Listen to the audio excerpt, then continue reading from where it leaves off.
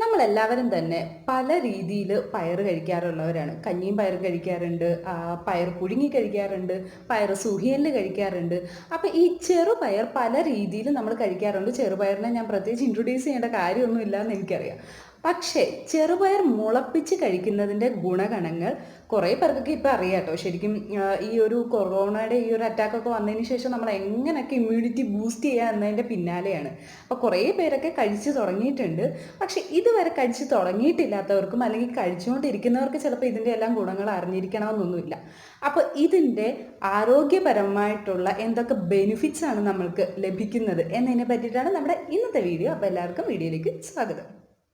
ഇതിൽ നോക്കിയാൽ ഏതൊരു സാധനവും മുളയ്ക്കുന്ന സമയത്ത് അതിലുള്ള ഫോസ്ഫറസിൻ്റെ കണ്ടൻറ്റ് കൂടുതലാണ്. അപ്പോൾ ഫോസ്ഫറസ് നമ്മൾക്കറിയാം നമ്മുടെ പല്ലിൻ്റെയൊക്കെ ബലത്തിനായി സഹായിക്കുന്നു. കാൽസ്യത്തിൻ്റെ കണ്ടൻറ്റ് കൂടുതലായിരിക്കും, നമ്മുടെ എല്ലിൻ്റെ ബലത്തിന് സഹായിക്കുന്നു. വൈറ്റമിൻ എ ധാരാളമായിട്ടുണ്ടാവും, നമ്മുടെ കണ്ണിൻ്റെ ശക്തിക്കും കാഴ്ചശക്തിക്കും ഒക്കെ വളരെയേറെ സഹായിക്കുന്നതാണ് വൈറ്റമിൻ എ.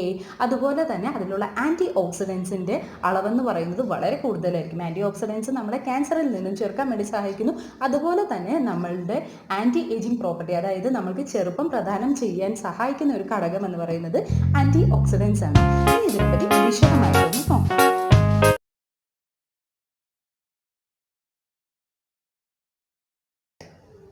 ആക്ഷൻ. മുളപ്പിച്ച ചെറുപയറിനെ പറ്റി പറയുമ്പോൾ എടുത്തു പറയേണ്ട ഒരു കാര്യം എന്ന് പറയുന്നത് അതിനുള്ള രോഗപ്രതിരോധ ശേഷിയാണ്. എങ്ങനെയാണ് അത് നമ്മളുടെ രോഗപ്രതിരോധ ശേഷിയെ കൂട്ടുന്നത്? അതായത് ഒരു പയർ വിത്ത് ഒരു മുളച്ച പയറിലേക്ക് മാറുമ്പോഴേക്കും അതിനുള്ളിലെ വൈറ്റമിൻ സിയുടെ അളവും അതുപോലെ തന്നെ കോപ്പറിൻ്റെ അളവും ഒക്കെ ആൻറ്റി ഓക്സിഡൻസും ഒക്കെ ഇരട്ടിയാവുകയാണ് ചെയ്യുന്നത്. അപ്പോൾ ഈ കോപ്പറും വൈറ്റമിൻ സിയും ഒക്കെ നമ്മുടെ WBCനെ, അതായത് വെള്ള രക്താണുക്കളെ സ്റ്റിമുലേറ്റ് ചെയ്യുകയും നമ്മൾക്ക് രോഗപ്രതിരോധ ശേഷി നൽകുകയും ചെയ്യുന്നു. അപ്പോൾ ഇതിൻ്റെ കൂടെ തന്നെ ചേർത്ത് പറയേണ്ട ഒരു കാര്യം എന്ന് പറയുന്നത് നമ്മൾക്ക് ആൻറ്റി ക്യാൻസറസ് പ്രോപ്പർട്ടി നൽകുന്ന ഘടകങ്ങളും ഇതിനുള്ളിലുണ്ട്. നമ്മൾക്കറിയാം നമ്മുടെ സെല്ലിലെ ഫ്രീ റാഡിക്കൽസ് കൂടുന്നതാണ് നമ്മൾക്ക് ക്യാൻസർ ഉണ്ടാകാനുള്ള പ്രധാന കാരണം എന്ന് പറയുന്നത്, അല്ലേ? അപ്പോൾ ഈ ആൻറ്റി ഓക്സിഡൻസ് ഈ ഫ്രീ റാഡിക്കൽസിനെ ഇല്ലാതെയാക്കുകയാണ് ചെയ്യുന്നത്. നമ്മൾക്കറിയാം മുളപ്പിച്ച പയറിൽ സാധാരണ ഉണ്ടായിരിക്കുന്ന ഒരു പയറിനേക്കാളും ആൻറ്റി ഓക്സിഡൻസ് കൂടുതലായിട്ട് അടങ്ങിയിരിക്കുന്നുണ്ട്. അപ്പോൾ എത്രമാത്രം നമ്മൾ ക്യാൻസർ ചെറുക്കുന്നതിന് ഇത് സഹായിക്കുന്നുവെന്ന് നമുക്ക് മനസ്സിലാക്കാം. അപ്പോൾ നമ്മൾക്കൊരു സംശയം തോന്നുന്നതാണ്, അപ്പം ക്യാൻസർ വരാതിരിക്കാൻ വേണ്ടിയിട്ട് നമ്മൾ ചെറുപയർ മുളപ്പിച്ച് കഴിക്കണമെന്ന് പറയുന്നുണ്ട്. അപ്പോൾ ക്യാൻസർ വന്ന ഒരാളാണെങ്കിൽ ഈ മുളപ്പിച്ച ചെറുപയർ കഴിച്ചതുകൊണ്ട് വല്ല പ്രയോജനവും ഉണ്ടോ?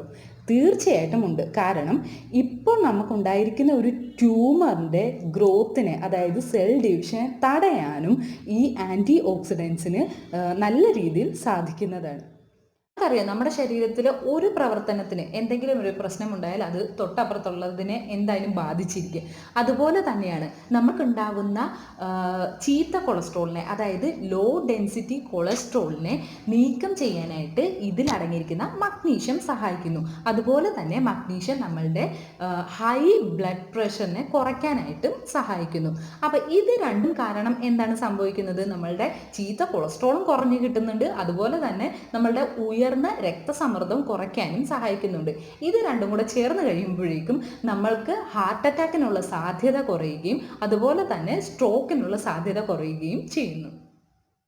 ഇനി പ്രമേഹ രോഗികളിൽ എങ്ങനെയാണ് ഈ ചെറുപയർ മുളപ്പിച്ചത് ഹെൽപ്പ് ചെയ്യുന്നതെന്ന് നോക്കാം. അതായത് ഈ ഗ്ലൈസീമിക് ഇൻഡെക്സ് നോക്കുകയാണെങ്കിൽ ചെറുപയർ മുളപ്പിച്ചതിന് 25 താഴെയാണ് ഉള്ളത്. എന്താണ് ഗ്ലൈസീമിക് ഇൻഡെക്സ് എന്നല്ലേ? അതായത് നമ്മൾ സാധാരണഗതിയിൽ ഒരു ഭക്ഷണം കഴിക്കുമ്പോൾ നമ്മളുടെ ബ്ലഡിലെ ഗ്ലൂക്കോസിൻ്റെ ലെവലിനെ അത് എത്ര സമയം കൊണ്ട് ഇൻക്രീസ് ചെയ്യുന്നു, എത്ര സമയം കൊണ്ട് കൂട്ടുന്നു എന്നുള്ളതിൻ്റെ അളവാണ് ഈ ഗ്ലൈസീമിക് ഇൻഡെക്സ് എന്ന് പറയുന്നത്. സാധാരണഗതിയിൽ ഹൈ ഗ്ലൈസീമിക് ഇൻഡെക്സ് ഉള്ള ഫുഡൊന്നും നമ്മൾ ഡയബറ്റീസ് ഉള്ള ആൾക്കാർ കഴിക്കാൻ പാടില്ല. ഭാഗ്യവശാൽ നമ്മൾ ചെറുപയർ മുളപ്പിച്ചതിന് 25 താഴെയാണ് ഗ്ലൈസീമിക് ഇൻഡെക്സ് വരുന്നത്. അതുപോലെ തന്നെ വളരെ നല്ലൊരു കാര്യം എന്ന് പറയുന്നത് ഇത് കൊളാജൻ ഫോർമേഷനെ സഹായിക്കുന്നു. അതെന്ന് പറയുന്നത് നമ്മളുടെ യുവത്വം നിലനിർത്താനായിട്ട് ഈ ചെറുപയർ മുളപ്പിച്ചത് വളരെ സഹായിക്കുന്നുണ്ട്. പിന്നെ ഡയറ്റ് ചെയ്യുന്നവർക്ക് ഏറ്റവും ഇമ്പോർട്ടൻറ്റ് കാര്യം എന്ന് പറയുന്നത് ഇതിൻ്റെ കാലറീസ് വളരെ കുറവാണ്. അതുപോലെ തന്നെ ഒരു ചെറിയ എമൗണ്ട് കഴിക്കുമ്പോൾ തന്നെ ഫൈബർ റിച്ച് ആയതുകൊണ്ട് നമ്മൾക്ക് വയറ് ഫുൾ ആയതുപോലെ തോന്നുകയും ചെയ്യും. അപ്പോൾ ഇതൊക്കെയാണ് ചെറുപയർ മുളപ്പിച്ചതിൻ്റെ പ്രധാന ഗുണങ്ങൾ. അപ്പോൾ ഇനിയും ഇതുവരെയും ചെറുപയർ മുളപ്പിച്ചത് കഴിക്കാൻ തുടങ്ങിയിട്ടില്ലാത്തവർ ഇന്ന് തന്നെ സ്റ്റാർട്ട് ചെയ്യുക. അപ്പോൾ പുതിയൊരു വീഡിയോയുമായി വീണ്ടും കാണാം. താങ്ക്